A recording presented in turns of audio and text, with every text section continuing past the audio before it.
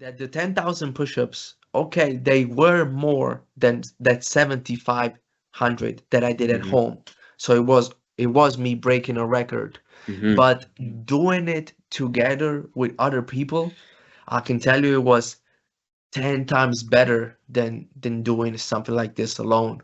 Even though doing it alone, I think is the true valid way of doing it. So as of now, my record is still just 7,500 because to me it only counts when you do it alone. Because if Valentino, that's the guy name, the guy Mm-hmm. that pushed me to finish, Yeah. the last 1,000 Yeah. reps, Yeah. Yeah. Yeah. wasn't there, I wouldn't have finished. So Uh-huh. that means I wasn't there yet.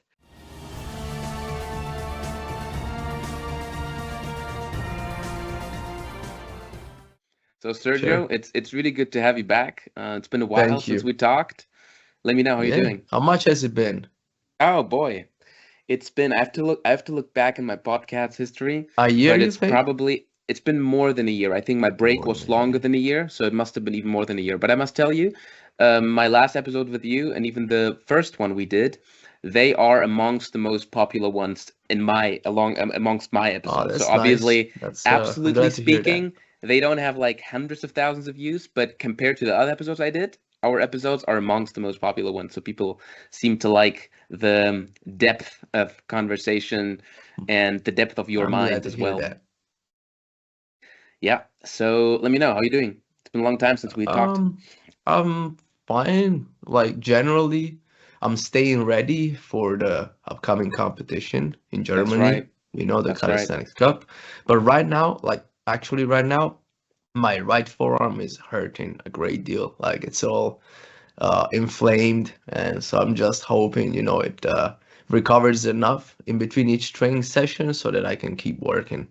Then after the competition, I'm gonna need some really, really big deload or rest period for sure.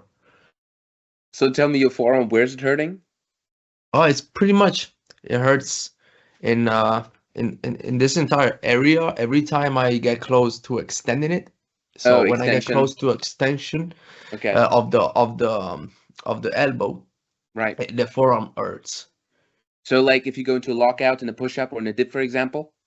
Yes, or I mean the inflammation make it so that getting close to the lockout just hurts. It's like a pulsating pain. So I really need to warm up well before I Right. have real actual let's say a solid base, a solid support when I do dips or when I do push-ups. Pull-ups are fine because Pull-ups are fine. this this is the arm that pretty much can lock out normally. The Yes. left one is still pretty much messed up, but I'm working on it, trying to make it better. Yeah, Hopefully. you told me last time that you had this injury and that now one elbow cannot lock out fully, whereas the other one can do a full lockout. Yes, And I exactly. imagine you run into issues in competitions because they give you no reps for no lockout. Is that a thing? Yeah, exactly. Like that happened in Portugal, unfortunately. I think And I saw that. even I think I even saw some that. people, so it happened in the qualifier routine where they started to give me no reps on a bunch of push-ups just because the referee was looking at the left arm for validation of the repetition, but my left arm cannot lock out like Right. at all. Yeah. It gets short, it stays short of lockout. Even when I'm hanging from a pull-up bar, you can see Yeah. that the elbow is still bent. And people say like, oh, it seems like it gets closer to lockout when you're hanging from the bar. Why can't you lock out on the push-ups? Well, it gets closer to the lockout, but that's because my whole body weight is pulling on Yes. my joint. You Like have gravity on your side. Yes. imagine that the force of gravity is not enough to straighten my left arm. The whole force of gravity, even when I do weighted pull-ups, it just does not get straight.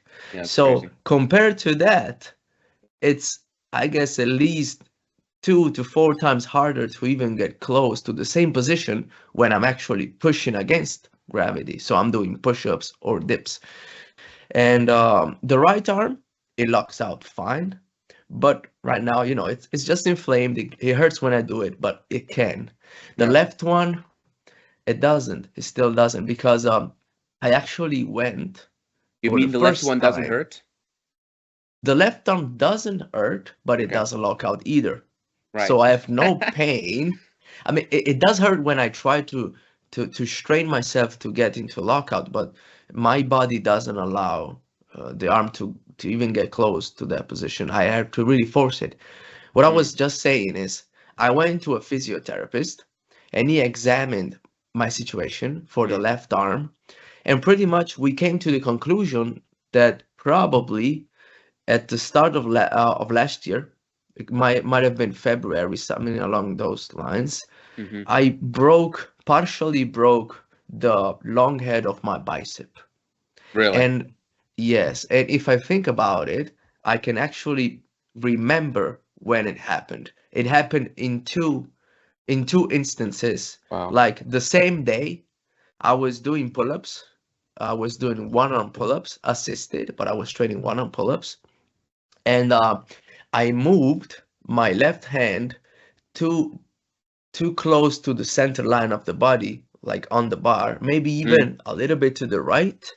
Okay. And in coming down to the lockout position, uh, like the unfavorable rotational position actually made it so that my bicep got injured.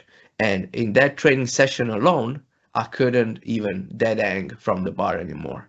Like Wow. I couldn't grip the Right. bar and get down in a dead hang without pain. And I thought it was just a muscle, let's say, um, like I had Like a what should we strain or call it? something.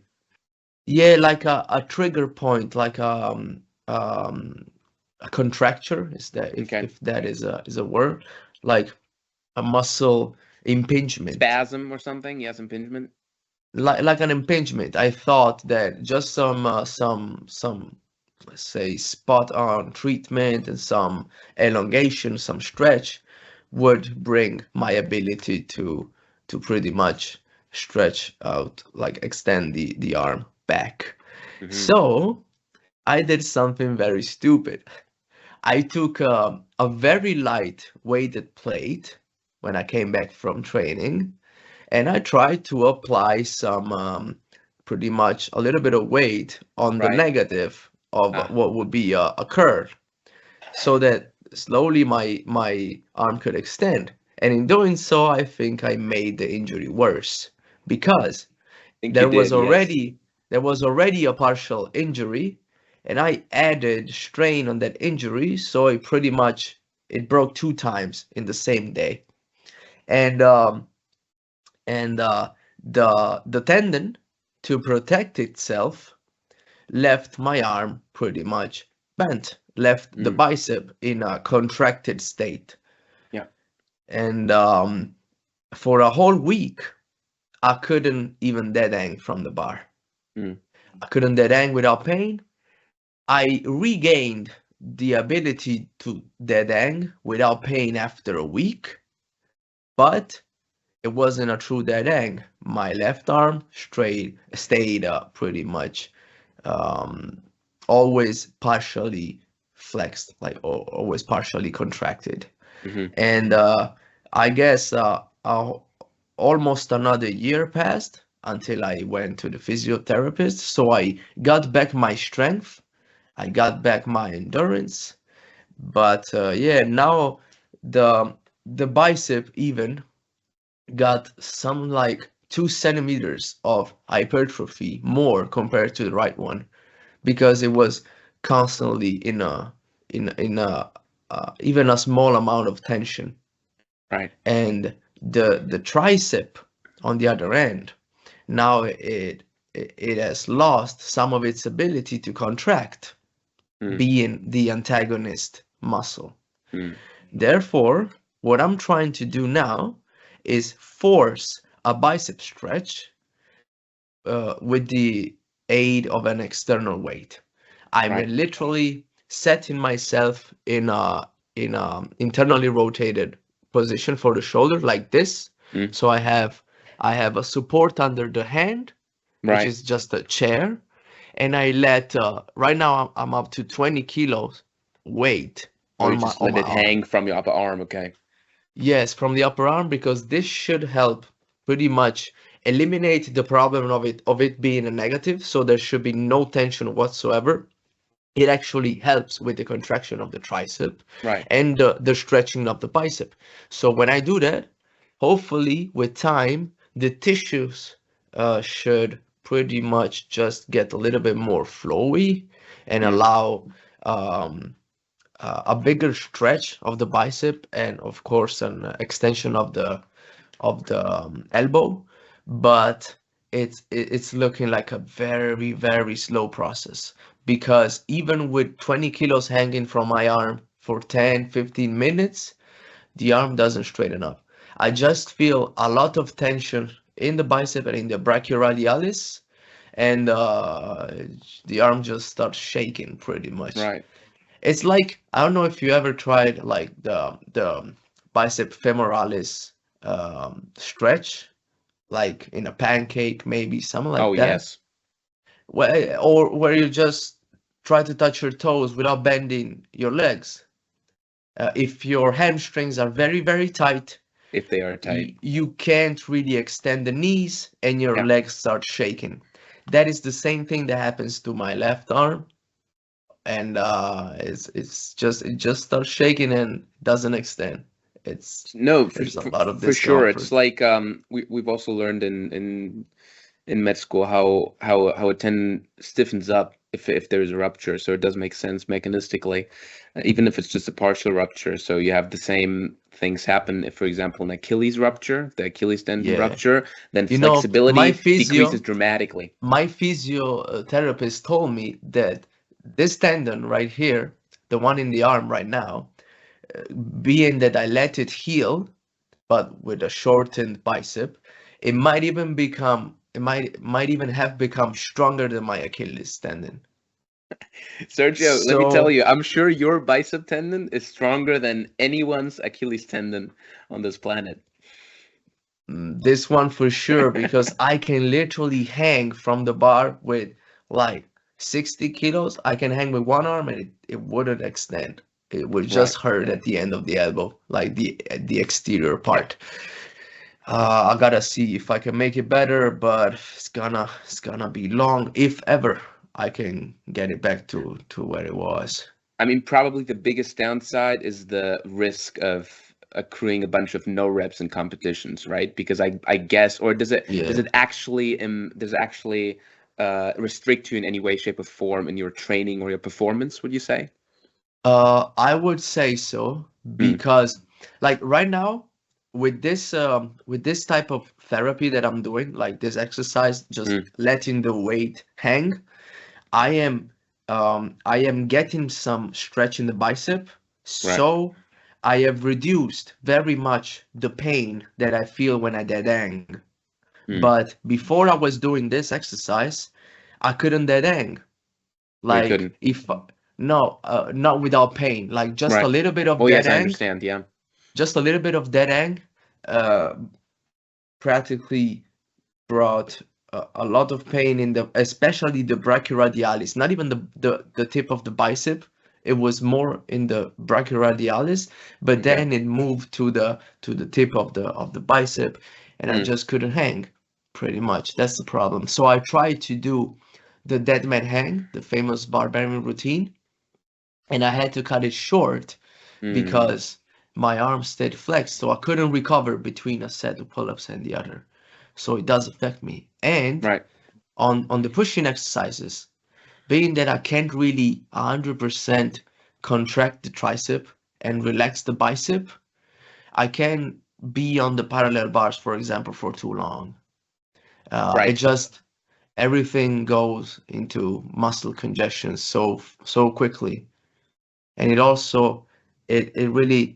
really affects my symmetry and movements as well. That's true. Yeah. I think that's So visible, and I think that's visible for you, and I think it's visible for the judges, yeah, and that's a and this problem. is also the thing. I really have to push through into my right arm Mm. to reach a lockout, because the left arm doesn't lock out. Yeah. So I have to exaggerate the push on the right side, because being that the left arm is naturally shorter now, um, even when I go, let's say when I try to do full range of motion in a push-up, if I want to stay symmetrical, the right arm is gonna stay bent as well. That's I true. have to raise the right shoulder, and I Yeah, so have you're to running find a bunch of myself like this. asymmetries, and Yes. you can accrue chronic disbalances because one side,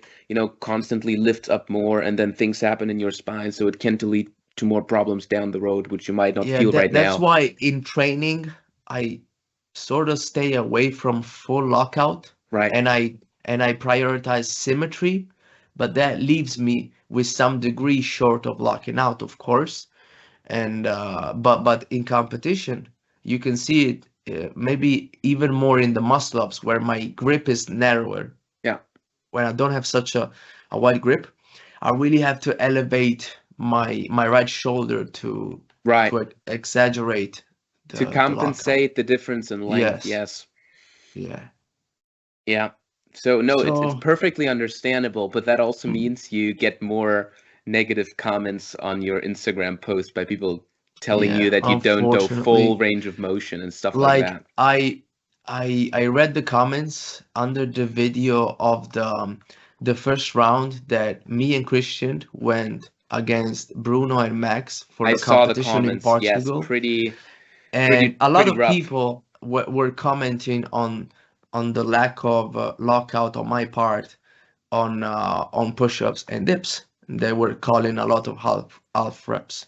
Now, of course, I can definitely say that Bruno's, especially Bruno's repetitions had a much more visible lockout. But if you really look at my right arm, I am really attempting to straighten at least the right arm. Now the dips were recorded from the left, so you can see more of my left arm. But if you really pay attention, I am pushing all the way through at least my right arm. And the judge, fortunately, was looking at my right arm Yeah. to validate the repetitions. Then again, of course, it might have happened that on some repetitions, just because the left arm ends up shorter, I didn't lock out on the right arm as well. But that is just because, again, I have to elevate my shoulder on the right to get to Yeah, full it's weird, lockout. it's uncomfortable, and especially if you do the reps fast, it can happen very quickly that you have a Yes. certain reps where you don't go into a full lockout on your right arm as well. So I understand all the critiques. Like I understand why people are saying that, because it's what you can see. But if you really pay attention, you can see that most of the repetitions actually have a lockout on the right arm. I was really trying to do that, but Yeah. many people just pretty much look superficially, and I can understand that they don't have the time to stop frame by frame and Yes. examine what I'm doing. Yeah, and Just also I think you guys were on the left side, Bruno and Max were on the right side of the video. And so yes. also your left arm, like if you watch the My video, left then arm your was left in arm, front of the camera. correct, it Yes. was more centrally, and the right arm was not visible, especially because the judge was probably also on the right side, and then The judge sometimes was on Christian was my right walking side. around. The judge Yes. was fortunately was looking at my Yeah, yeah, right it was arm. on your right, or was on your right arm, so maybe your right arm Yes. wasn't visible the entire time. That's what I'm saying. So people would pay more attention to the left You arm. They could, would see yeah, it you could more. see it, but it was always three Right, quarters view. right. That's for sure. Again, I am. Look, I don't even like talking about this thing that in these terms, because it sounds like I'm making up excuses. But my left arm is literally broken. I am trying my best to, It's stay in it. shorter. The tendon was injured. I hope some people listen to this podcast, get a better understanding of what's happening in your arm. And if you hear the story, like I think it's hard to not give the the devil's due, so to speak, and say, okay, he's trying hard, he's trying his best to get this issue resolved, but you deal with this issue of one arm being slightly longer than the other, and especially if you do high speed reps, and let's be honest, that's what you do. Like if you do pull-ups, you do them quickly, especially push-ups. You blast through these push-ups, and then expecting that you weirdly elevate the shoulder blade with each rep and try to compensate that difference in length. That's a hard thing to do, and so it's always easy to critique someone's form, but if you understand the story behind it, then at least you will be able to understand better why it's happening. Yeah, that for sure. Again, I don't wanna make up excuses. Now, I'm sure you're not Overall, that type of guy. I keep saying that Bruno's form Yeah, was better on the push-in exercises. I also am trying to correct the fact that I tend to look down, and maybe I tend to again elevate my shoulders on both sides. I'm trying to keep them more down on the dips to give them a better look, and that's definitely a thing. But you cannot eliminate the element of my left arm like that. right. That is actually there. I could show you right now if I take off my hoodie, the difference. Like you're gonna be able to It's see it in a visible, second. man. It's visible if you watch any of your videos. You hang Yeah, from the bar and you're asymmetrical. You're slightly diagonal, like you're hanging yeah. slightly diagonally. The left arm is bent, like it's visible. You're not making this stuff up. That's for certain. Like I would love for people to understand what it means when the entirety of the force of gravity is Yeah, pulling you down and the arm still doesn't extend. That's that's right. crazy because you have It's no crazy. sort of resistance whatsoever and still the elbow stays bent. It is crazy. And nonetheless, Sergio, I believe you're the unbeatable calisthenics endurance guy. I thank you for that, but you can never say Well, that. yes, unbeatable, that's for sure. But right now, at the moment, I think it's fair to say that you're at the top of the game. So when I watched Calisthenics Cup 2024, when I Hmm. watched Endurance Cup, it was so interesting to see. It was a very exciting battle. But honestly speaking, it was exciting between all the other guys, and I knew from the very beginning, no one has the slightest chance against you. Because first of all, I know your routines. I see some of your routines. I know what you can do. I know your stats. I know the number of pull-ups you can do. And then I know what the other guys can do, and it's still impressive. But I think no Yeah. one is at that level right now at the moment. And I saw that in the competition. My impression was, everyone was dying in the routines, and you were kind of just warming up. And then in the final routine, you were still chilling. Like it didn't seem as if you're like if you as if you were like going all out, struggling super hard. You were Right. pacing. I think you paced the entire time, going at a comfortable pace as far as you're concerned. And Yeah, I yeah, mean, I was give still me some trying to thoughts on go that fast. competition. I was still trying to go fast, of course. I wasn't really taking pauses between the exercises, but I was pacing myself. Not out of arrogance. Really, I think for me, it was the better strategy. Actually, reserving energies for the hardest exercises, like muscle ups at the end, for Right. example. I didn't have the necessary confidence to just jump up on the bar and do muscle ups. So I was like, okay, I'ma pace myself. I'ma split the sets in a way that I can recover quickly and get back on the bar on the all the fundamentals exercises like push-ups, like pull-ups. So I wasn't really trying to get all the sets unbroken Yeah. so that I could have some more time to rest before the muscle ups, for example. Now, after a year of more working out, more training, Mhm. I actually discovered pretty much that I really conditioned myself better to doing muscle ups in a state of fatigue.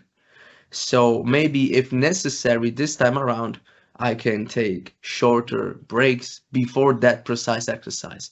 But still, when you're going for a 10-minute average routine, Multiple best thing is to times pace yourself. and multiple times because you have the round of 16 quarterfinals, Yeah, semifinals, and if you finals win, it's gonna be multiple times. So multiple times. you gotta I you mean, gotta be, you let's know. be honest. I'm sure you were expected to do the routine multiple times. I'm sure you weren't like, let me do the round of 16 and then see what happens. No, of course not. But you Of gotta course, take one round at a time. that's true. That's true. You gotta focus on the task at hand and concentrate on the routine at hand. And only when you're done, you can project your mind forward. But you gotta be, you know, you said that to you it looks like I'm unbeatable because of my level of endurance. Now we gotta see that. Maybe there is somebody that can finish faster than me, uh, the various routines. But I am a firm believer that you gotta stay ready as far as conditioning and endurance goes. So, for example, the workout that I did yesterday, I don't Mm, know if you saw the IG story that I mm, posted. Yesterday, I started trying out all the right. rounds that were published for this year's competition in Germany for the Calisthenics Cup. So I did the round of 16, I did the quarters, I did the semifinals, and then given the fact that we don't know the final routine, it's gonna be a surprise probably. Right. I came up with a set of my own, and I did a fourth set, which also took me, I think, around 12 minutes. So maybe it was the accumulated fatigue from the other rounds. Maybe I actually came up with a routine that was slightly harder than the other ones. Even though the semifinal, I can tell you for this year is a very good one. It's definitely a good one. That's right. But yeah, the last one took me 12 minutes. So I know, even just from what I did yesterday, that supposedly if I were to win one round after the other, I could go for four.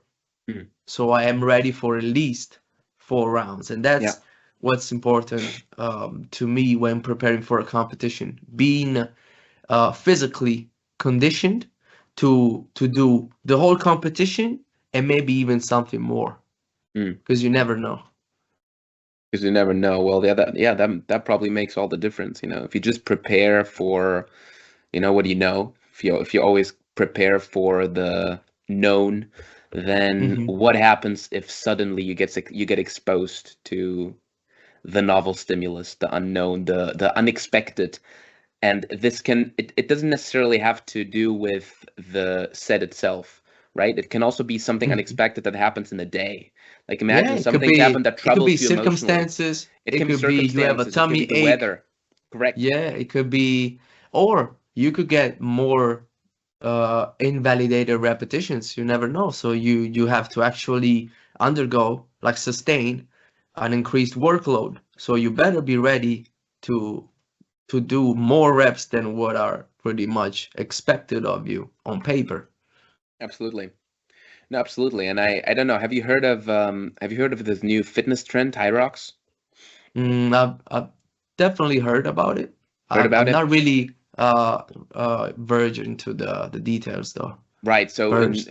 short version, it's a like a circuit. It's a bigger routine, if you will, where you do a Hmm. bunch of running followed by a station 8 times. So 1K of running station, Hmm. 1K of running second station, and there are different stations, a mix of endurance and strength stations.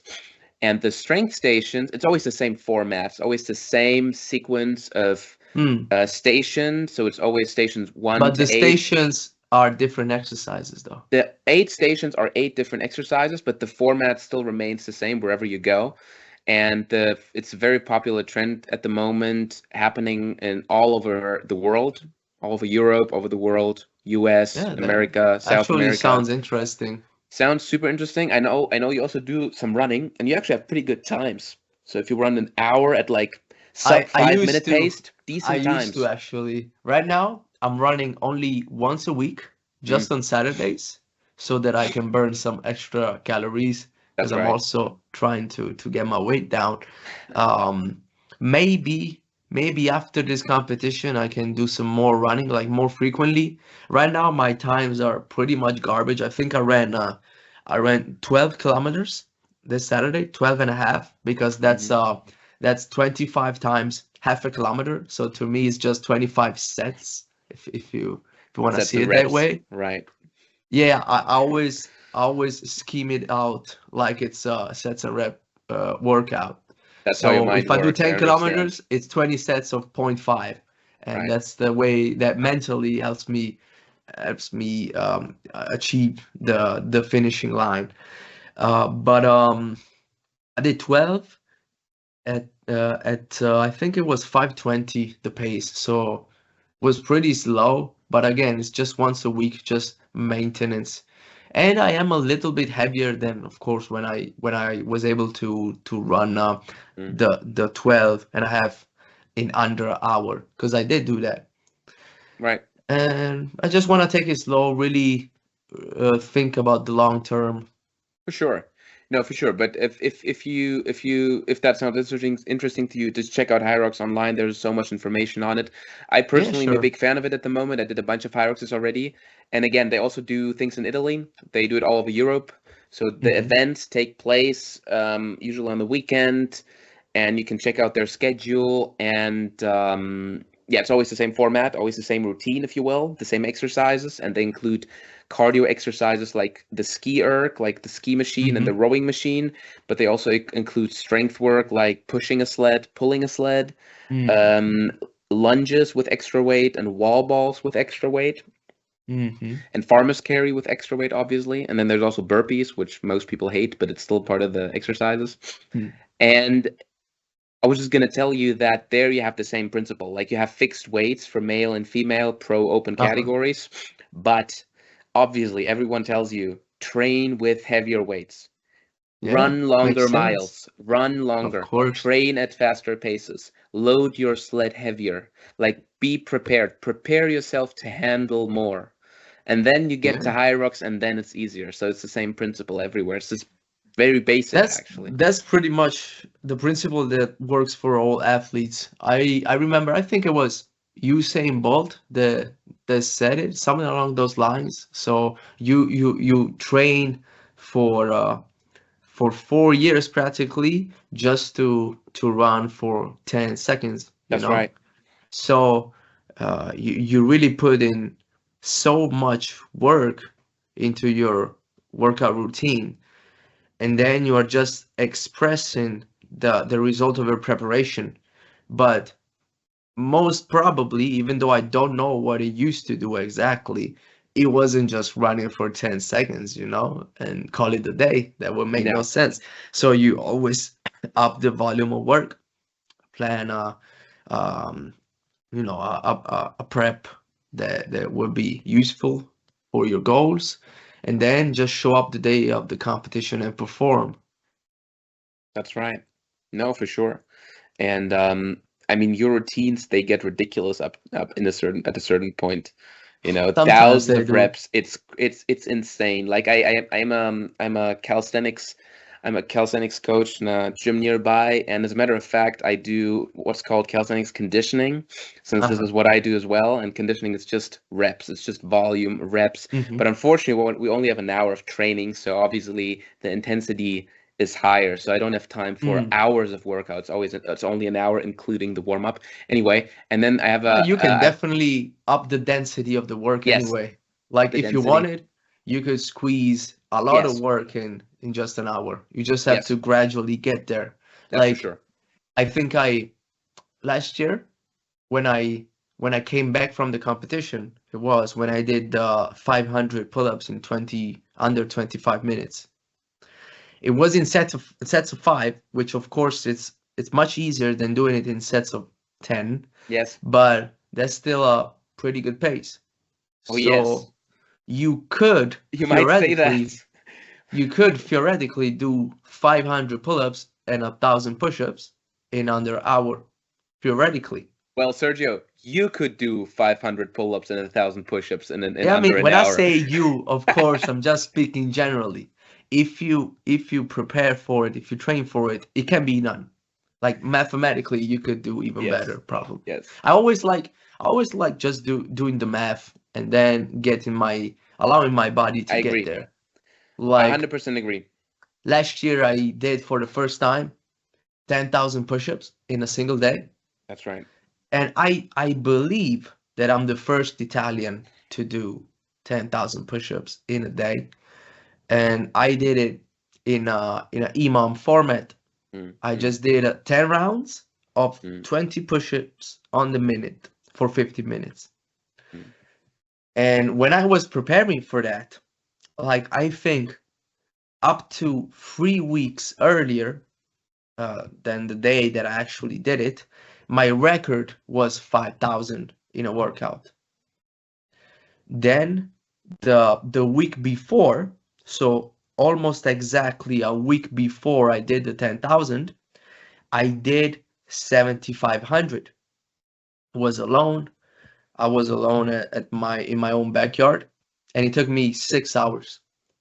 mm. When I was making the jump from 5,000 to 7,500, I did a intermediate session, like a middle session, where I didn't work on 60 seconds intervals, Mm, but I did 20 push-ups on mm. 45 seconds intervals, I and I got see. to 5,000.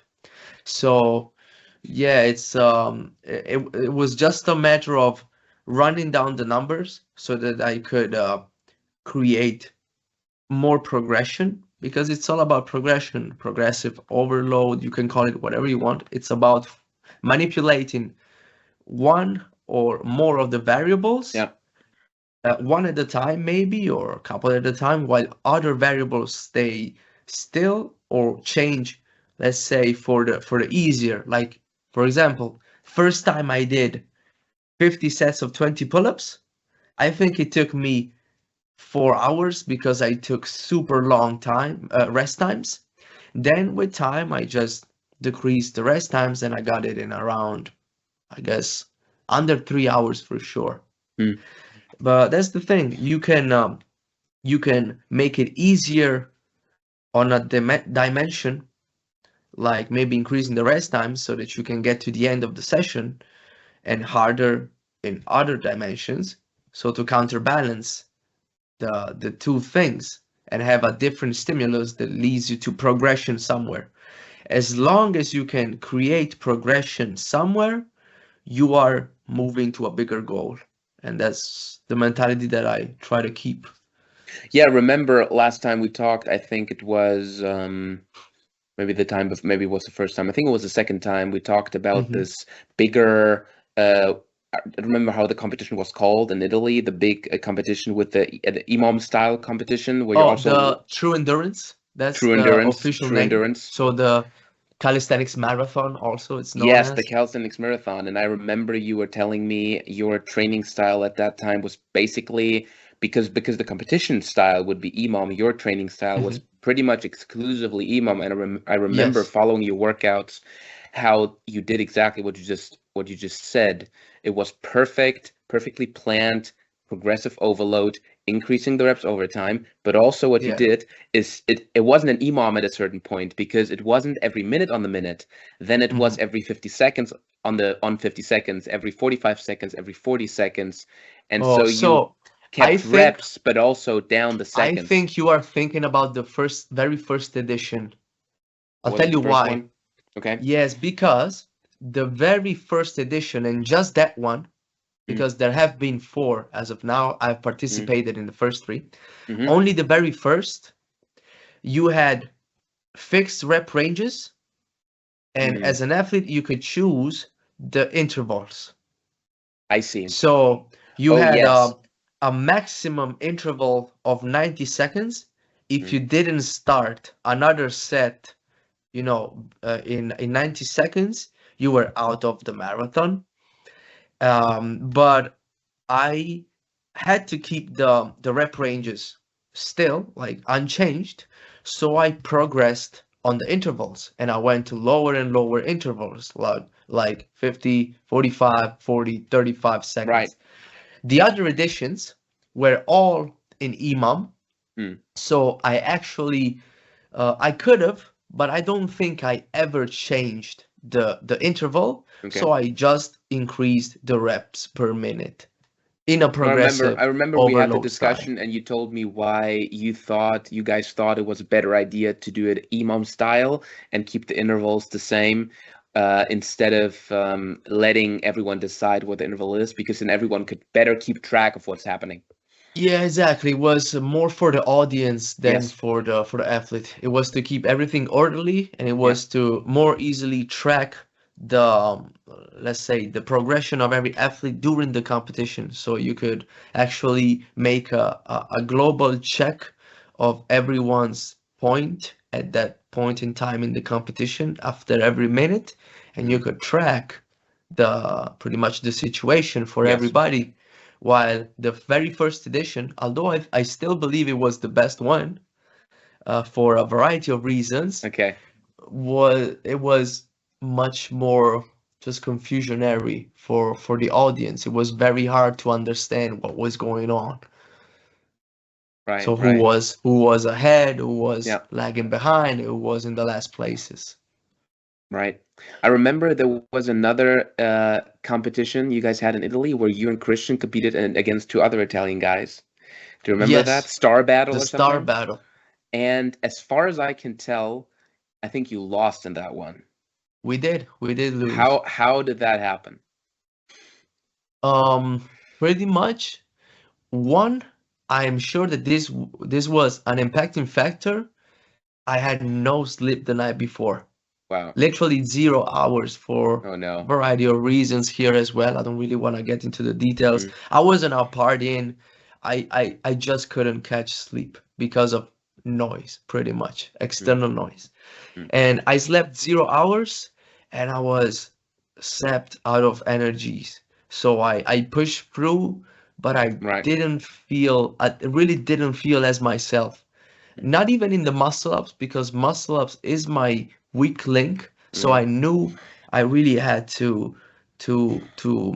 put faith in Christian in the right. ending part, but I was like devoid of energy even in the push-ups, which usually are my strong suit. And I remember I couldn't really go as fast as I wanted, Right. nor I could do as many reps as I wanted. And I think that was mostly because of sleep. Mm. Then there That's a very was a important little bit of factor. a Yeah. there was a little bit of a controversy around that competition at the time because um, let's say a good amount of people, and in rewatching the competition myself after having done it myself as well, we have built the opinion that in that case, I don't know if it was intentional, I don't know if it wasn't, if it was just it was just a random case. We believe that the judging wasn't 100% equal.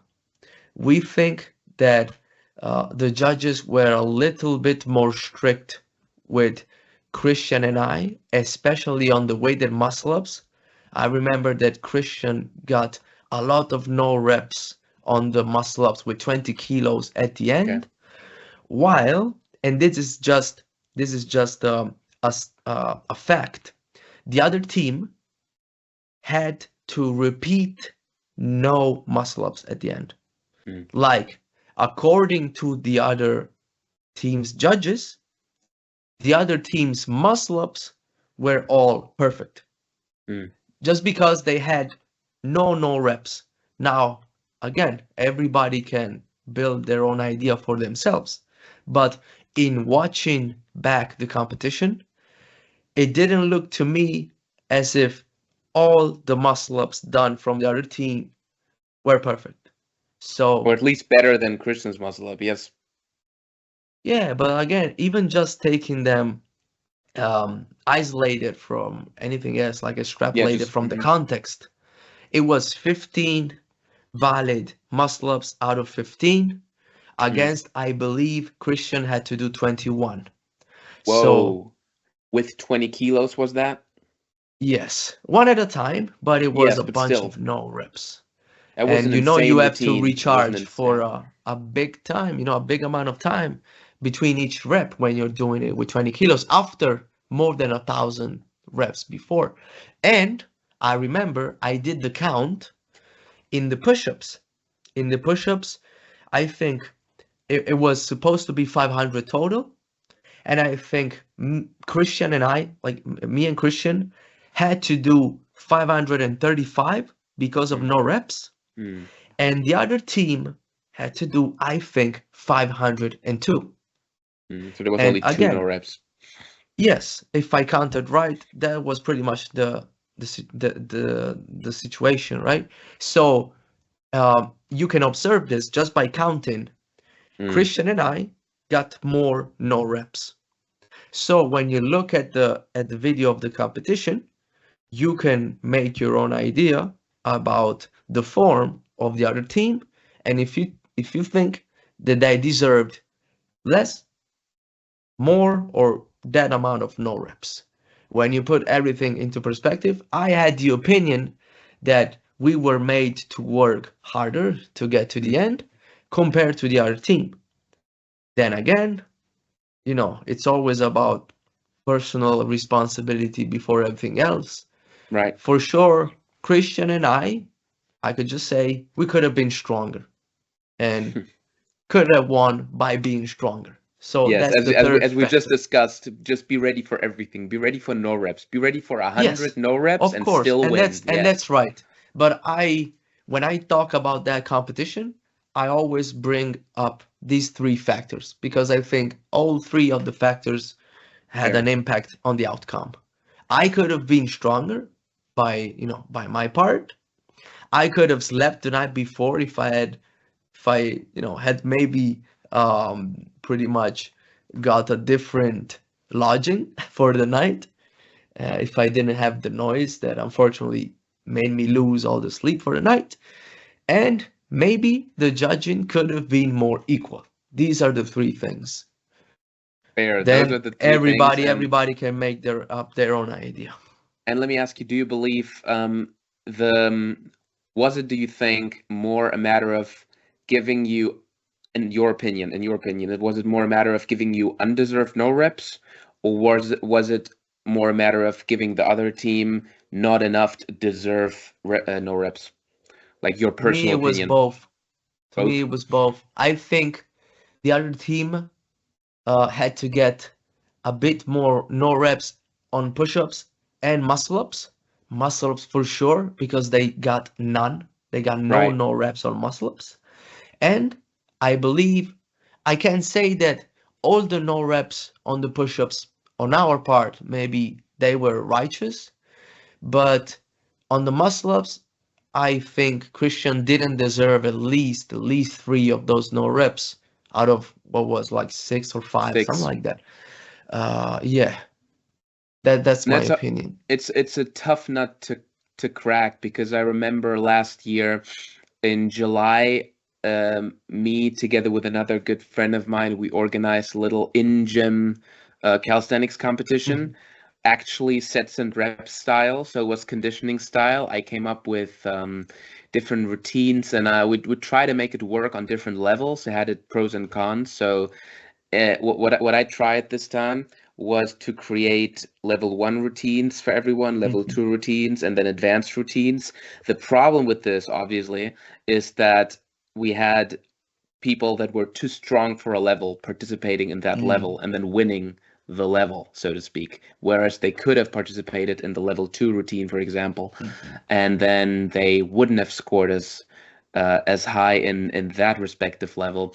But regardless of that fact, the judging, like coordinating and making sure that the judging is equally fair, is a pretty hard thing to figure out, because even if you tell them the rules, you will have people that are a bit more disagreeable, a bit more Yeah, a for bit more sure. harsh with their judging, and then there are the others who are willing to be, a bit more, willing to accept a rep that's maybe not as clean, and it's tired, and let me, he's been struggling for so many reps, let me make this count, for example. And so Yeah, of course people, you can never eliminate the subjective aspect to it. yeah, Never. Like that would be actually, like would be a pipe dream. But um you really need to do your best to That's true. level out all the possible ambiguities in the interpretation for the rules of the competition, for example, and stuff like that. You need to at least have a briefing with all the judges so that everybody is up to Yeah. speed on the Yep. same set of rules and regulations. Then it's also their responsibility to actually implement those rules and making so that they are respected. But again, you need you at least some previously decided ground rules. If there is an absence of that, then the iniquities can be really, really bad.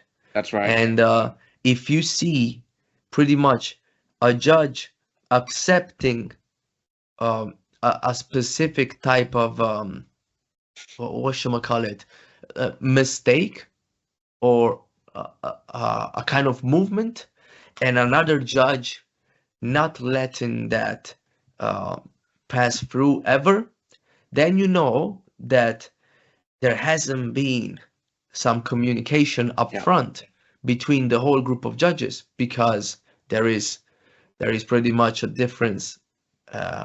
What should we call it? Like at the base, there is a difference in the understanding of the rules of for the competition, and that can never be the case. Yeah, that shouldn't be the case, that's for sure. That should definitely not be the case. There should be properly communicated as good as possible, obviously, and then you have to make sure that the judges, they're. What do you say?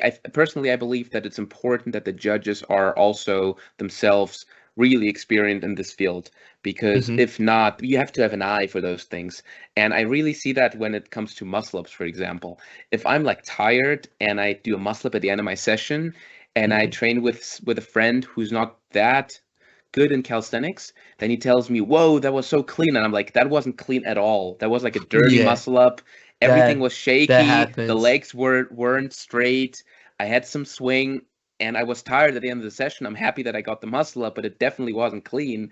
So to make sure that all the aspects, and also see that if I watch some older videos where I supposedly back in the day when I started, when I did my first muscle ups and stuff, when I thought they were clean. Now I look back and I see the small things in The form that problems, weren't yeah. perfect. Yes, You need judges with a trained eye for sure. They absolutely. You need to have the be trained eye. they need to be experts of the movement. They need to know how the movement works. They need to know what the possible compensations are, because just now, I believe, like a couple of years back, people really started to pay attention to the hips in the dips in the competitions. Yes, Like before big that, one.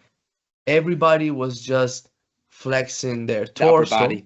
That's right. Yeah, and pretty much the hips were still in space, and that takes out a big part of the resistance, because the resistance is your whole body. If the resistance is not moving in space, it's like you not moving the weight of a bench press. It's just still weight. So you are moving half of the weight of That's the right. weight.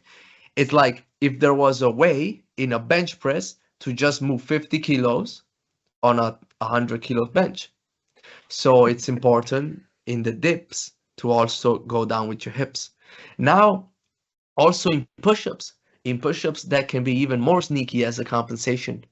Sometimes you see people that always bend at the waist instead of going up and down with their feet as a hinge, as the only point of hinge for the movement. And I still see that some judges just can't can see that. Now, a little bit of that, a little bit of wave, we call it wave motion, is understandable, especially at high speed. But if the butt is still and just the shoulders are moving, then there is a problem. That's The right. person doesn't really know how to do push-ups, or he definitely knows how to cheat. So judges are only looking sometimes, like as of now, they are getting more experience, and that's definitely a positive. But sometimes, they're just looking for the lockout, Hmm. not even realizing that the person is moving half of the weight that he's supposed to move because it's just the torso. It's not moving the hips at all. That still happens. How do you feel about the judging situation at the Calisthenics Cup? Do you think that was professional? It was definitely high degree judging Hmm. overall. Um, there was a solid base Hmm. of balanced judging. Like there wasn't a judge that was much tougher than the other or something Okay. like that. But in some aspects, they were definitely lenient. Like I myself, I think I bent my, especially my left knee on some muscle ups. Some other athlete has bent their knees, maybe both, on some of their muscle ups, Right. and somebody maybe wasn't really going through the whole range of motion, maybe in push-ups, and this I think they solved this last thing this year by saying that it's not necessary anymore to touch the push-up bar at every repetition. I Right. think I think it was like that last year. I think you had to touch. While this year, it's important just to go below the level of your elbows Hmm. with your shoulders. So the touch issue is not an issue anymore. And again, there was some leniency, but it was again applied all over the board, so to Okay. everybody. Our Yeah. repetitions didn't have to be as perfect for them to be valid sometimes. So again, I think it was very well organized and managed in a professional way, but it was not the hardest judging that I have faced. Okay. I can still say to this day the hardest judging that I have faced has been at the Endurance Cup for 2024. There, Oh. I really had to struggle to get some reps, to complete some of Sorry, you my mean pull-ups. Portugal? Do you mean Portugal? No, in Italy Endurance Cup 2024 last year in July, All right. the one that I won against Florian. Oh yes, There, yes, yes, yes. I remember. Hmm. not even in the muscle ups, but even in the pull-ups. I remember to get a big part of my pull-ups, so a majority of my pull-ups, I had to pretty much lose my head inside of my shoulders. Like I had to completely let go of the lat and of the shoulders. I had to pretty much rotate my shoulders internally, and only then it was considered a full lockout. And I think that is a little bit of an extreme because I think you can still reach lockout while not losing the activation of Yeah, shoulders and yeah, scapulas. yeah. I agree. While I had to elevate my shoulders and lose completely their depression for them to Mm. count it as a lockout. And yeah, that's the main thing that I remember because I remember having also, a little bit of a strain on the shoulders because I didn't have that muscular support. But if I didn't completely let go, Right. then they wouldn't count the negative. Because if you do, if you do high speed pull-ups, and that's usually what you do in training, then typically you try to keep the stability and the tension in your scapula, and Yes. to make it more efficient, right? You don't want to travel unnecessary distance, and if you completely let yourself down, Also for that makes it protection harder. of the shoulder Fair itself, enough. because you need that muscular support. If not, you're just gonna be hanging on your joints. And Yeah. I remember that I had to do that for them to count Mhm. the negative of the pull-up Right. in July last year. So that's why one of the aspects that made it the harder one. Yeah. So it's good if you have good professional high standard judging. It's always a bit difficult to define the perfect standards. Push up is a good example. We were Mhm. also thinking, what should you do? Should you make the chest touch the bar or just look 90 degrees or not, or like shoulder below the elbow? Because that you always Mhm. have it's always unfair in some regard, because let's say someone who has a bigger chest, a little bulkier, it'll be easier for Yes. him to touch the bar. And for example, I can tell you someone who has bigger shoulders and bigger delts, he needs to go deeper to allow the shoulder to go below the elbow on that Yeah, level. or So even there is to always, make it look that way. yeah, to I make it look that way. remember, like for example, I don't have the biggest arms. Hmm. I do have a decent shoulder, and I remember when I did my 150 dips consecutive nonstop. Of course, the ROM was shorter than usual because to do all those reps, I had to reserve energy up until the very last ones. And I remember I even lost muscular support towards the last 15 or even 20 reps, like 130. Past that, I was feeling everything in the front of my shoulder. Yeah. So that's definitely a thing. But this is the thing. When I posted the video on Instagram, I posted the the horizontal video, like the 16:9 Yeah. ratio video, inside of a reel format, so a Mm. vertical format. Mm. I had the horizontal frame in the middle, and then in the background I had the same video zoomed in, only Right. a little bit blurred. Yeah. Yeah. I know what you mean. So this allowed me to see a thing.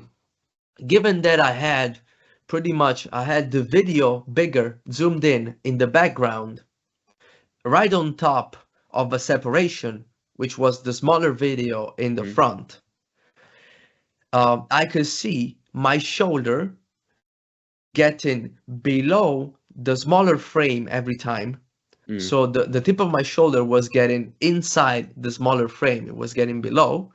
And of course, my elbow was stationary. Mm-hmm. So my shoulder was in fact getting below my elbow every time. You can see that the last part of my Mm-hmm. shoulder was getting cut from by the smaller frame. Mm-hmm. But if you just look at the video as it is, without an indication, it looks like my shoulder is higher. Yeah. It looks like I don't break 90 degrees. Right. I'm And sure that's what that's people were saying in the comments. I don't know, maybe. I remember I got a lot of compliments for that one because it's hard either way, even if you do That's quarter reps, exactly. and I'm very happy about that.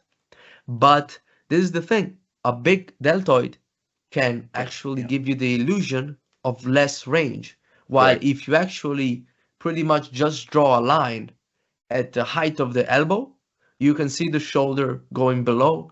Even there, where I was limiting the range of motion to do all those repetitions. Mm-hmm. So hypertrophy is definitely a factor that affects the judgment if you Yes. don't have a exact way of measuring it. Yeah. And so that's a problem, and that needs to be addressed, and that's why that's why there's always going to be that factor of unfairness, regardless of what rule you implement. That I some will think have an advantage or a we might disadvantage. have the technology maybe to Mm.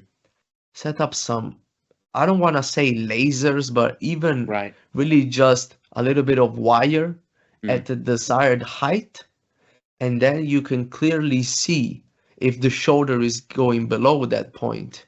Because again, this might be very important now in a tournament like the one in Yeah. Germany, where touching the bar uh, isn't required anymore.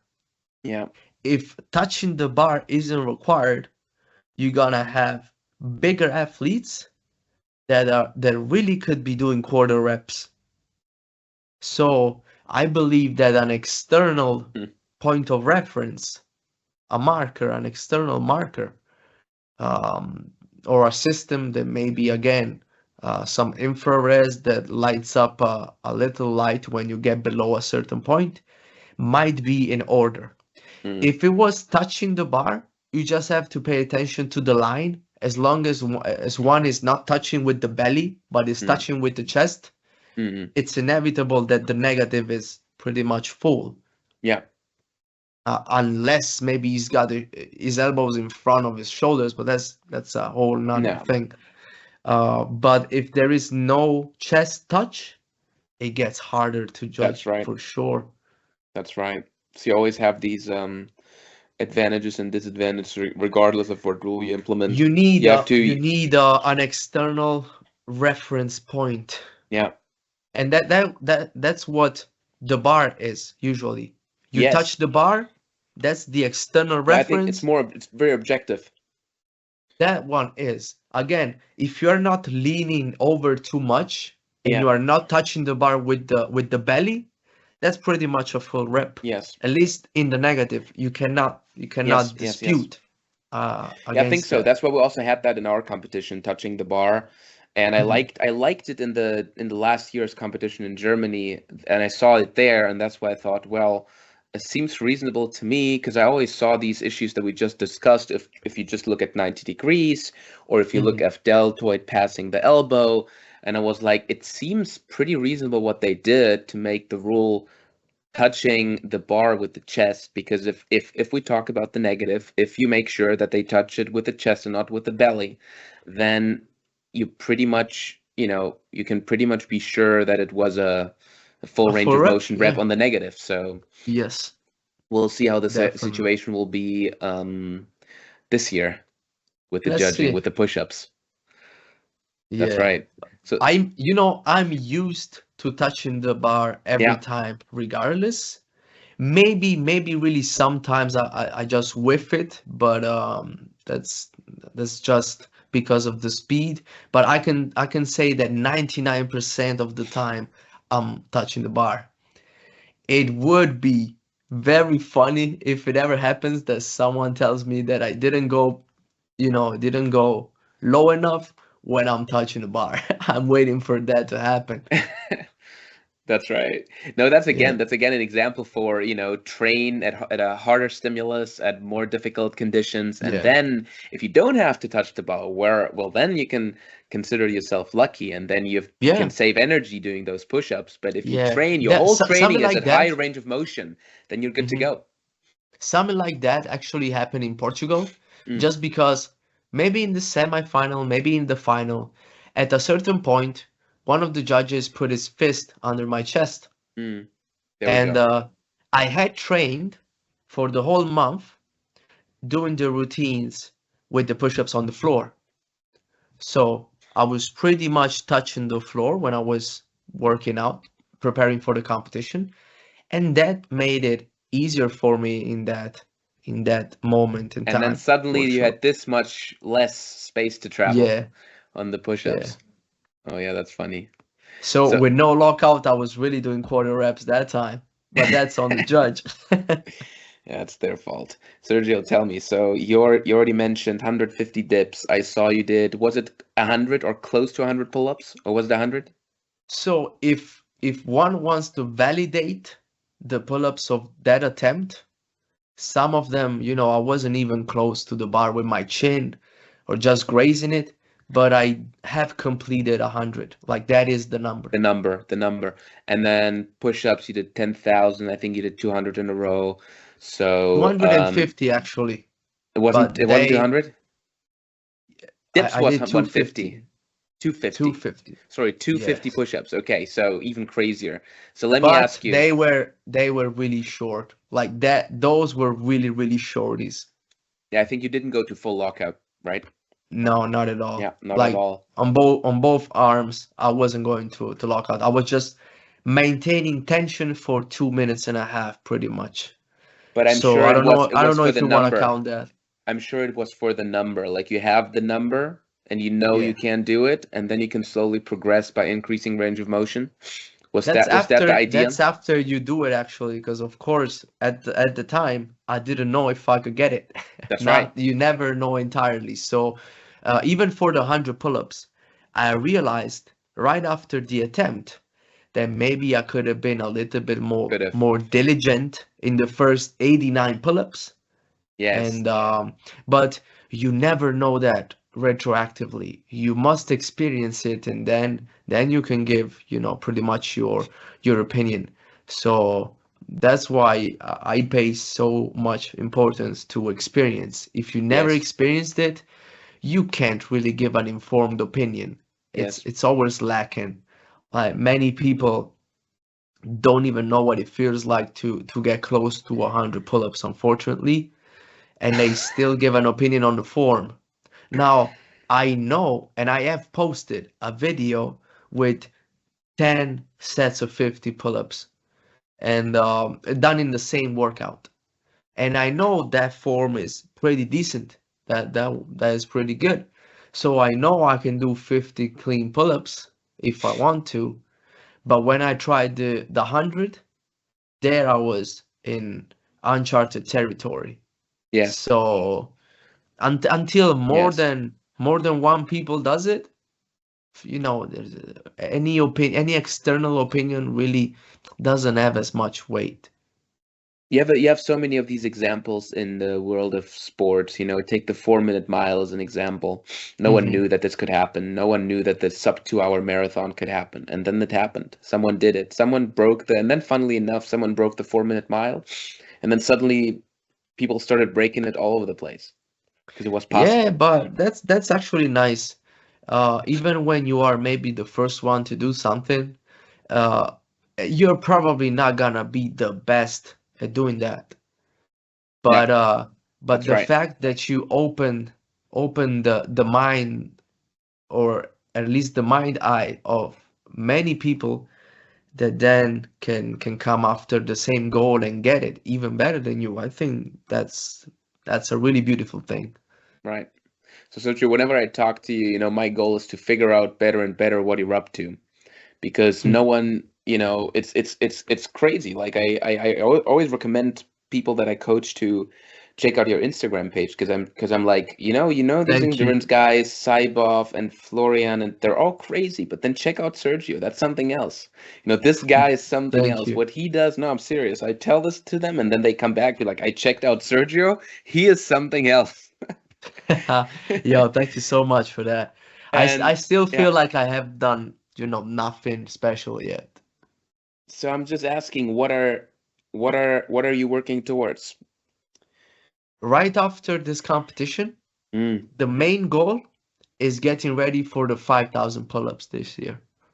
5,000 pull-ups in a workout? Yeah, last year I did 10,000 push-ups. This year it's time for pull-ups. It's not that high of a number, of course, Mm, even if you compare it to the current world record for the 24 hours, but it's still a decent number, I think. And right now it is double my personal best. But my personal best is 2,500, so 2,500 pull-ups, and I've done that in 4 hours and a half.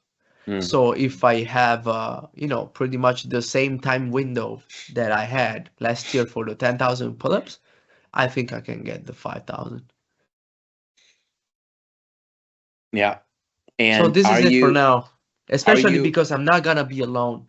yeah, Just like just like for the 10,000, I had, I believe, yes. 7 of my students with me, Mm. and if it weren't for them, I would have never gotten that goal. I Why? can say Why? that Why is that? because one, my previous record was 7,500, Mm-hmm.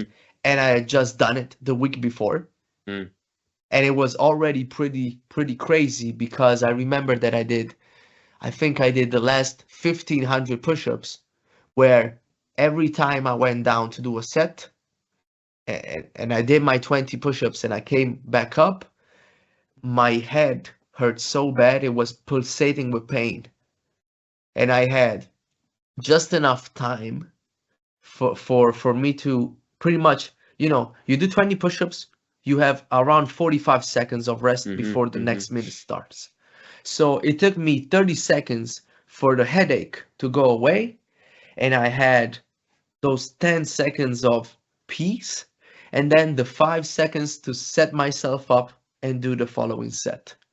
And I had to endure a really bad headache for the last 150 minutes of the workout at home. Now, when I Yeah. did the 10,000 push-ups, the day of the true test,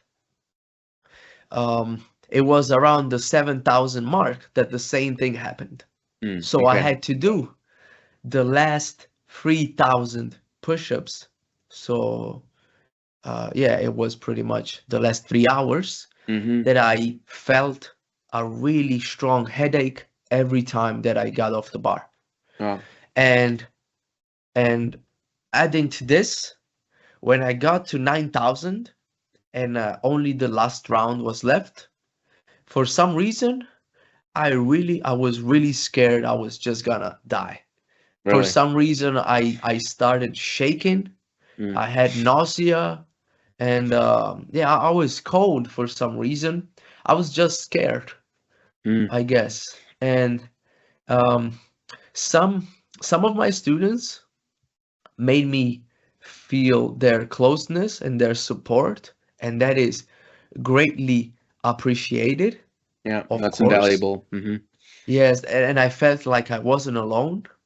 But what was really invaluable, really, was one of the guys, one of the younger guys, that told me that if I even was gonna change the plan, so do maybe 90 seconds intervals instead of imam, Mm. just to have, I proposed to do that because that would have left me with more time without a headache between the Right. sets. But he said, if you change anything up, it's like you failed, even if you Uh-oh. do the 10,000. And that That hit you. really reasoned with me. That made me mad. And I was like, all right, I'm gonna fucking show you how strong I truly am. And I'm pretty much show you that I can do this and I can do this easily. So he actually managed to get some of my ego back in the scene. So I convinced myself at that moment that I actually could be better compared to the perception that I Mm. was giving to them, and it felt like a responsibility to to do a good last round. So I set the last 50 minutes up for the imam, and that actually worked. I did the last round with a headache. The headache was there, but I just pretty much managed to do it easier than one of the first rounds. In the end, I didn't feel any fear. I was just enjoying it, enjoying the music, dancing between the rounds, and in that way, I was charging the other Right. guys up as well to finish because they all completed the workout. Nobody got to 10K. Everybody worked at their own pace, Right. but everybody that was there stuck with me to the end. To the end. They all did 10 hours of working out. They all did 500, no, is it 500? Yeah, 500 sets of push-ups. Mm. So we all did the same amount of sets, and that was really a real beautiful moment of sharing. Like I can really feel that those people that were with me in that occasion, Yeah. they would descend into battle together with me if I asked them. Like we built so much mutual trust between each other, This and just instant because alone. of a Yeah. shared experience. And yeah, that And was not truly just beautiful. a shared experience, but a shared um troublesome, hard, challenging Yeah, experience, pretty much that. A shared that's hardship hardship. has That's it. really solidified our bond. Oh, absolutely. You know what? And that's what I love. That's what I love about calisthenics. That's why I want to do it again with the pull-ups. I That's know yeah, I know that the pull-ups is gonna be worse. It's gonna be much right. worse. It's gonna be a bloodbath. It's gonna be the hands are going to hurt so bad because with push-ups, yeah, maybe you can destroy your joints, your elbows, your chest can hurt, your tricep, Yes. whatever, but the hands are fine. The The hands hands are are fine. You're essentially just fine. pushing. Correct. With pull-ups, it's gonna be bad. Oh yes. touching that, especially after the pauses between the rounds, because I think we're gonna do the same format. So 50 minutes imams. And when you get back on the bar after the pause, the longer pause between the 50 minutes has gonna be really painful, really, really bad. Oh boy, crazy Can't you. wait. No, but that's what I'm asking you. Like I'm trying to find out what's behind this. Like you're setting up these crazy challenges. What would you say? What's the I'm I'm I'm trying to frame this question properly. Like what are you Mhm. doing? What's the ultimate goal? Are you trying to are you trying to prove something to the world? Are you trying to, is it for the community? Is it to prove something to yourself? Is it, Mm. what is it? What would you say? What's the ultimate I goal would behind this? say, What's the goal behind completing 10,000 push-up? What's the goal behind uh-huh. being able to do hundreds of push-ups and dips unbroken? Like, what does it give you? I would say that is a mix of many things because of course there is the subjective, individual, egotistical aspect to it. When you do something like this, you are convincing yourself you are better than at least another portion of the population. Mm, You are putting yourself in a smaller percentile. You are saying, yes, I am in this context better than everyone who doesn't choose to do the same thing. mm-hmm, mm-hmm, But you cannot limit it at just that because um, I can tell you that the 10,000 push-ups, okay, they were more than that 7,500 that I did at mm-hmm, home. So it was me breaking a record. mm-hmm, But doing it together with other people, I can tell you it was 10 times better than doing something like this alone. Even though doing it alone, I think is the true valid way of doing it. So as of now, my record is still just 7,500 because to me it only counts when you do it alone. Because if Valentino, that's the guy name, the guy mm. that pushed me to finish, Yeah, the last 1,000 yeah, reps, yeah, yeah, yeah. wasn't there, I wouldn't have finished. So Uh-huh. that means I wasn't there yet. But sharing this with people and showing them that somebody can do more than them already, not without struggle, not without, sacrificing something, but you are pretty much, at least at this time, stronger than them and they see it. They all have something to shoot for. They have the push to becoming better. Mm, And that is just added life to mm. one's lifespan. That's for Because sure. if you have no more goals or something to shoot for, you lose yourself, you risk losing yourself to contempt, Mm, and that that is never good. I don't think that results in good things. Even though relaxing is fine, that should always come after a really, really tough hardship that you faced.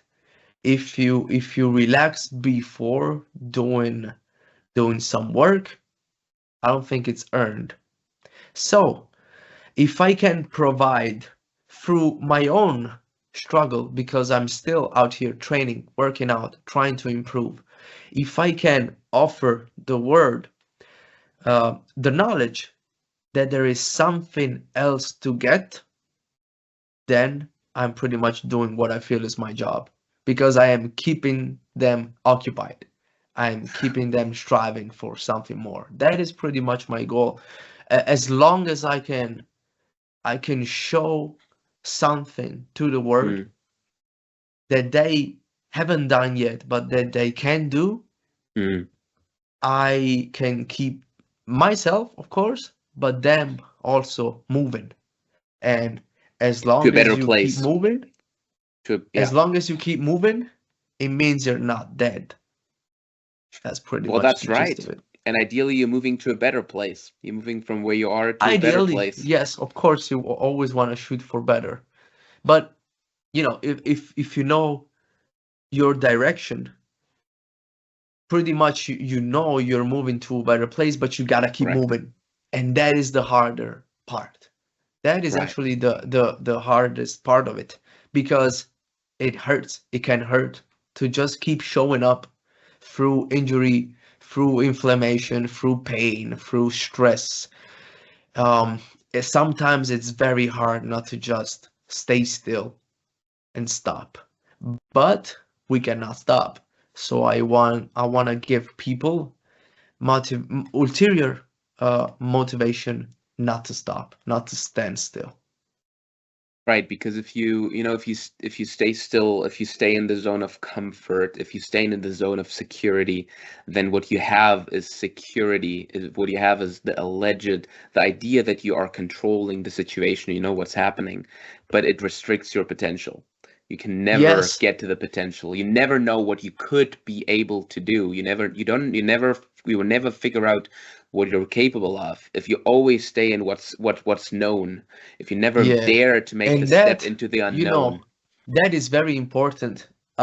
Discovering what you can actually go through Mm, is so useful in everyday life. mm, Like for example, mm, the 10,000 push-ups.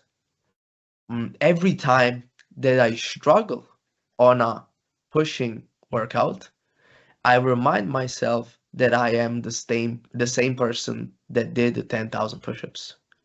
Having run, and this is, it's a shitty record because I'm a shitty runner, but having run 30 kilometers, when I'm heavier, when I am slower, when my legs hurt and feel heavy, and I'm struggling on 10 kilometers for whatever reason, I remind myself that I am the same guy that ran for practically, what was it?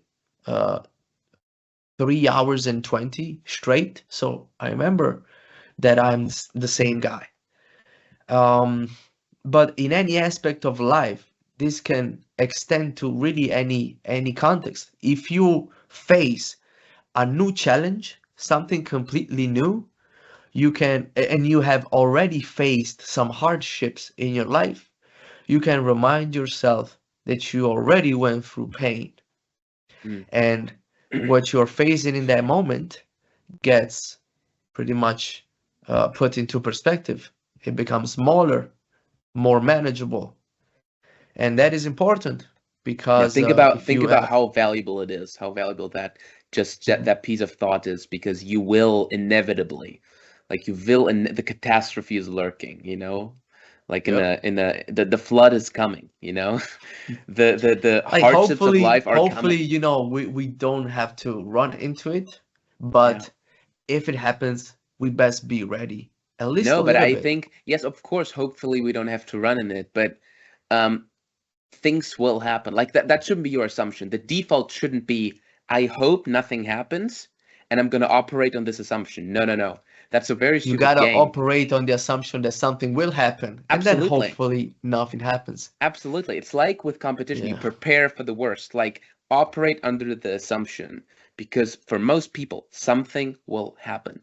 And honestly, something might include something that seems minor to someone else, but is Hmm. important to you. Like we have all different perceptions of what feels emotionally important or less important, what feels challenging or less challenging. You can be put in one situation and you suffer, someone else can be put in the same situation, they don't suffer.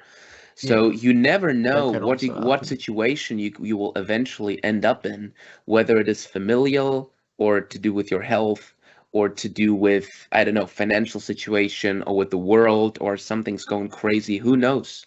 But something is going to happen, and it doesn't even have to be practical. It can be emotional, it can be abstract. And then what do you do? How do you deal with a challenge?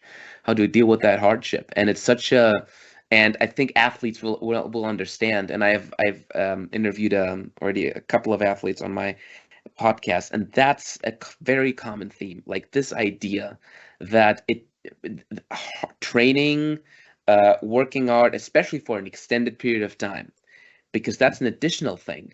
One thing is you have completed the 1,000, 10,000 push-up once, but it's completely different idea that you have been able to put yourself in challenging situation over and over again on a quasi-daily basis for Mhm. God only knows how many years. And you've been able to do that for, tell me how many, I don't know, 10, 15 years already? For me, it's 11. It's 11 11 years. years, 11 Yeah. years you've been able to put yourself through that. So you can be sure about yourself that you will be able to sustain anything, come what Yeah. I may. don't know about anything, but at least now I have solid proof that I can overcome at least a certain amount of adversity. And I know Yes. that because of experience. And you know that. And that's pretty much the goal. Like, I want to show the world, other people, that they can do it too. Hmm. So it might be scaled. Maybe many people won't reach 25,000 push-ups. I don't want to say 10,000 because I'm not shooting for that. I'm shooting for the whole day of working out. So for the future, one day I want to do 25,000. Um, so maybe not everyone can get to that point, but the fact that everybody can get closer to that point or everybody can move in that direction, that is, I think it's enough. The knowledge that I can actually go through struggle and survive it. Right. No, I get exactly what you mean, and I had similar experiences with any sort of physical challenge, be it high rocks. High rocks was in fact probably the physically the hardest thing I ever did, because I remember the first high rocks I did, 2022, March 2022. I was I got extremely sick the day after, which Hmm. was funny because it lasted for one day. I woke Well, up. it I sounds had very the tough. It's tough because I was sore all over, but that's fine because I did a high rock, so that was expected. But then I got a fever. I got pretty high fever on that day. It only lasted for a day. I was nauseous, extreme headache. I couldn't move, and I stayed at a friend's place. So they were like, "What's happening with you? Uh-huh. Usually you like talk nonstop. You're the funny guy, and now what's happening? You're not moving. You're done." I'm like, "Yes, I'm done. Leave me alone." Oh, That I know was that sensation very well. Man, I yeah. felt after the 30 kilometers, which again is not much, but I felt like my back was broken for 2 weeks after. But I still kept doing my thing. I remember Yes. I couldn't even grip the bar for the pull-ups. As soon as I Right. was letting go, my back would ache Uh, really yeah. bad. And let's not talk about what was happening when I let go and jumped on the Okay. ground. It Yeah. was a, it was a shock every time. So 2 weeks I think it lasted. So the 30 kilometers practically broke my back. But this is the thing, the IROX, you're here now. I'm sure you're back to your usual mood or talkative way of being. Mm. So you survived it. But Yes. now when you need to recall it, like call it back, you can Mm. remind yourself that you're the same guy that Correct. survived all that, that Correct. completed the IROX and Correct. survived the strange fever the day after. That is Correct. experience and that makes you a stronger person. Absolutely. Reminding yourself of that makes you a stronger person, and I also realize it just makes you believe in your own capabilities. Hmm. Because I feel, stress, just psychophysiologically, stress is when the perception of the the potential challenge Hmm. supersedes your resources, the perception of your resources. So you Hmm. perceive the challenge to be more than you can handle, and Hmm. then you feel like you cannot do it. That's Then you feel very stressed. interesting, That's very, very interesting. I think that fits so well with what I'm going through right now in a Mm, specific aspect of my regimen. mm, It's been just some months, 3 or 4 at most, that I've taken up some boxing. Mm. And of course, I love it. I love the discipline. Like I love the the training regimen. I love the sport as it is. Mm. But of course, it's something completely new for me.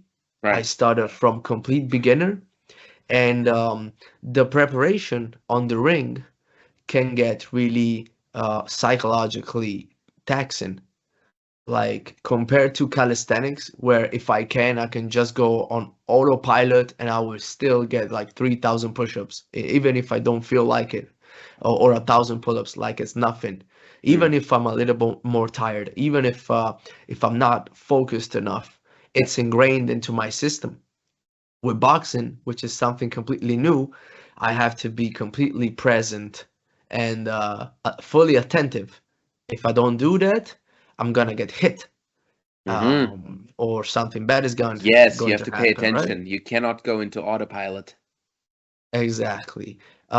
Even though, maybe one might be able to do that and it would even be better because you would act more on instincts, but everything is so new and so uncertain that you can't really allow yourself that still. So I have been alternating calisthenics and boxing for the Mm-hmm. past months. Mm-hmm. Now, boxing is pretty much a regular staple of my regimen. Mm-hmm. But right now that I'm getting closer to the competition, the psychological weight is getting higher just because the competition is on the horizon. That's And right. even even if I know that I can be competitive in such a competition, I am I'm able to focus less during the boxing preparation. And so even today we did just some technical practice, just practicing the movement, the head movement, some jabs, some Mm-hmm. really simple combination. But we were working in pairs on the ring, and I can definitely feel the difference between a period where I'm just, just chilling, we're working out, I don't Mm-hmm. have anything coming up very, Mm-hmm. very soon. And this period right now, where my mental energies are really, really rationed in a really strict manner. Mm-hmm. But again, one of the thing that I told myself as I was getting back home tonight after the boxing session was literally, you can actually take all of this, because I know I can. Sometimes I just forget about it, but I know I've went to much harder, tougher hardships than this. That's exactly right. S- And that little reminder now will help me keep Mm-hmm. showing up Mm-hmm. at both things, of course. Keep doing the calisthenics sessions, even with the inflamed forearms. I cannot really lay off of it now. I gotta keep the conditioning You level gotta very push high. through now. Yes. Now, for at least 3 weeks, I gotta push through. Then whatever happens, happens, Yeah. and I can maybe relax a bit after. But 3 weeks, I gotta stay locked in. Mm-hmm. And with boxing, I really value. I don't wanna take it with haste. So I want to go slow with boxing, but I really value the fact of me showing up those 2 times a week that I go to the gym. I think um, overall, it makes me, again, a better athlete, even in calisthenics.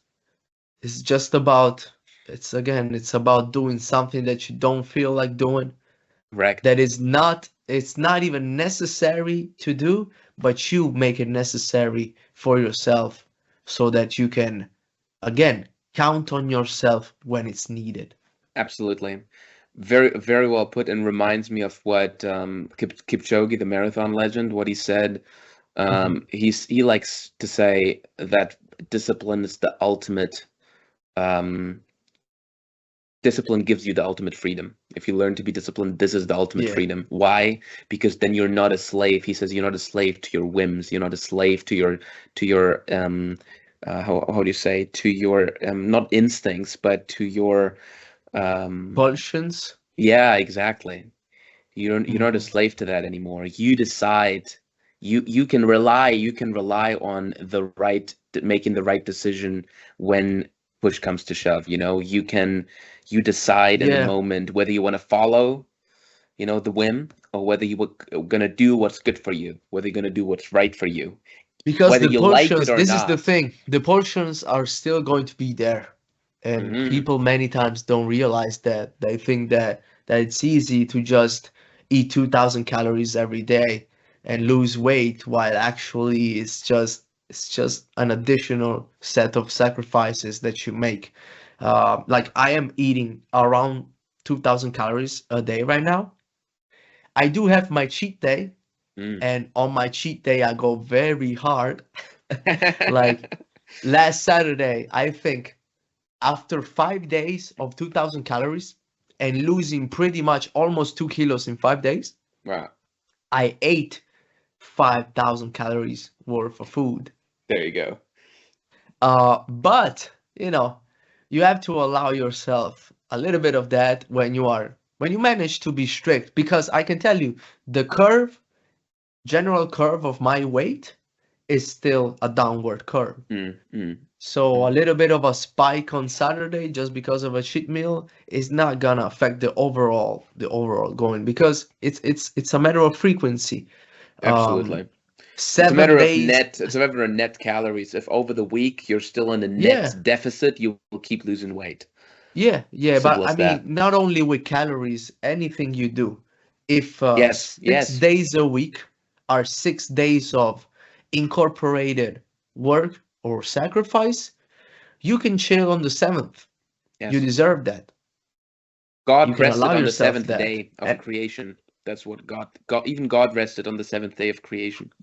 So you can yeah, allow that's a yourself I some think I rest. think 7 days is a good cycle. Then everybody can make it what they Yeah. want. But as long as the bigger portion is made up of actual work, then one has earned the rest. It's very Yes. simple.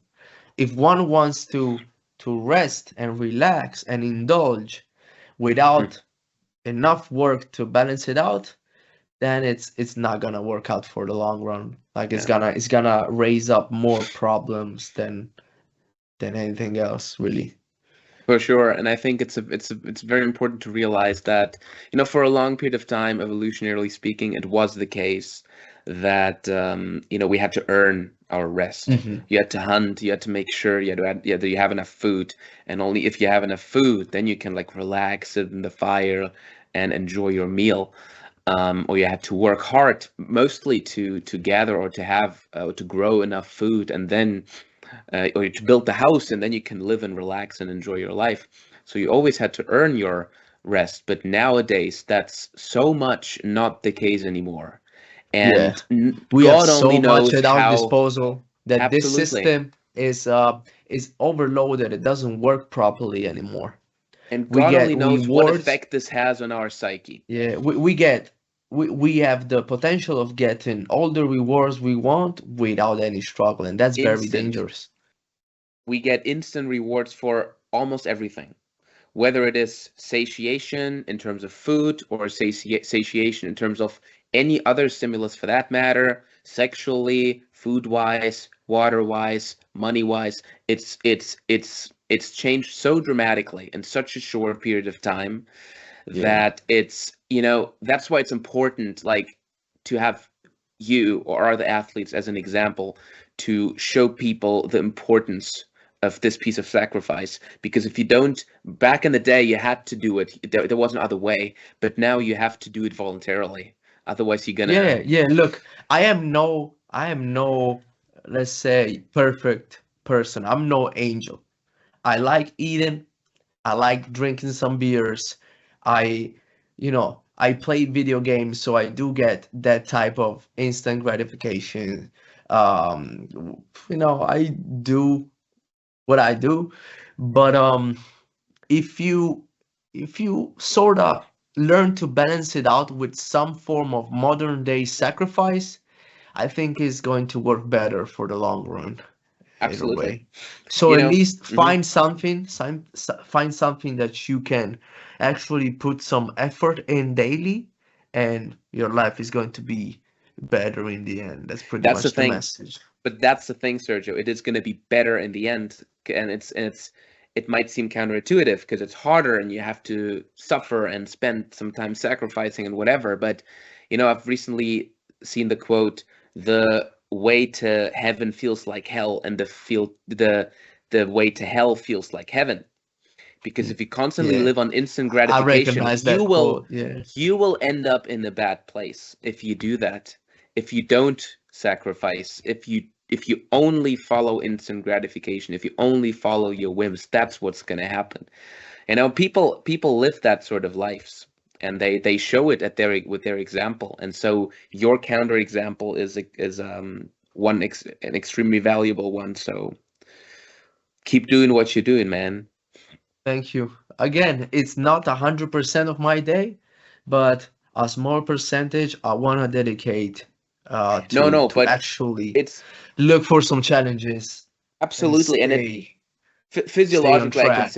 I can tell you, it shouldn't be the majority of your day. The reason it shouldn't be is because any form of stress has to be well dosed, because Mhm. stress can overload the system. You can overtrain. You can do too much of a challenge. True, You can train too true. much. You can cold plunge too much. You can sit in the Mhm. sauna too much. You can fast for too long, and any of these things that I just listed put some stress on the body, and it's good.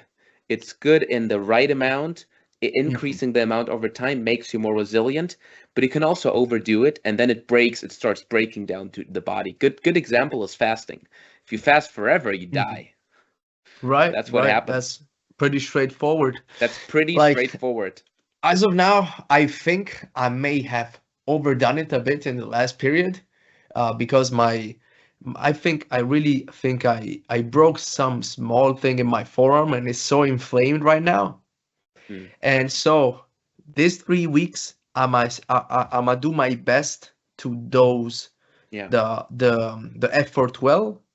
But as I said, I'm so close to the competition that I can't lay off the preparation right now. yeah. So I'm just crossing my fingers for 3 weeks and see how it goes. And then whatever the outcome, I relax. That's the best that I can do right now because I may have miscalculated some things along the way, but that happens.